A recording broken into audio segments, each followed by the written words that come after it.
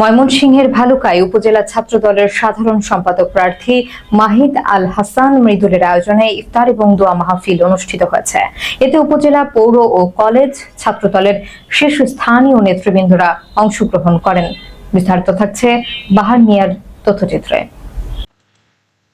আসন্ন উপজেলা ছাত্রদলের কমিটিকে কেন্দ্র করে সাংগঠনিক তৎপরতা ও ভ্রাতৃত্ব বৃদ্ধির লক্ষ্যে ভালুকায় বসেছিল নেতাকর্মীদের মিলন মেলা। বুধবার সন্ধ্যায় ভালুকা পাইলট উচ্চ বিদ্যালয় মাঠে এই ইফতার ও দোয়া মাহফিলের আয়োজন করেন ভালুকা সরকারি কলেজ ছাত্রদলের সাবেক সদস্য সচিব ও বর্তমান উপজেলা ছাত্রদলের সাধারণ সম্পাদক পদপ্রার্থী মাহিদ আল হাসান মৃদুল। অনুষ্ঠানে উপজেলা, পৌর ও কলেজ ছাত্রদলের শীর্ষস্থানীয় নেতৃবৃন্দ সহ বিভিন্ন ইউনিয়ন ও ওয়ার্ড পর্যায়ের কর্মীরা অংশগ্রহণ করেন। ইফতার মাহফিলে উপস্থিত ছিলেন উপজেলা ছাত্রদলের সদস্য সচিব ইঞ্জিনিয়ার রিয়াদ পাঠান, পৌর ছাত্রদলের আহ্বায়ক মিয়াদ খান, ভারপ্রাপ্ত সদস্য সচিব ইকরামুল হাসান কায়েস এবং ছাত্রদলের সাবেক আহ্বায়ক এস.এম. আলী রাজ সহ আরো অনেকে।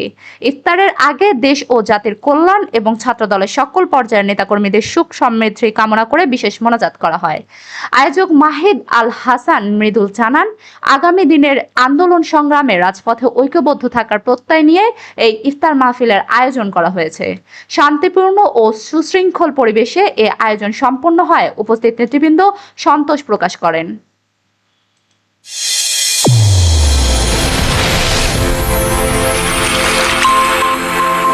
চ্যানেল A1 হৃদয়ের স্পন্দন।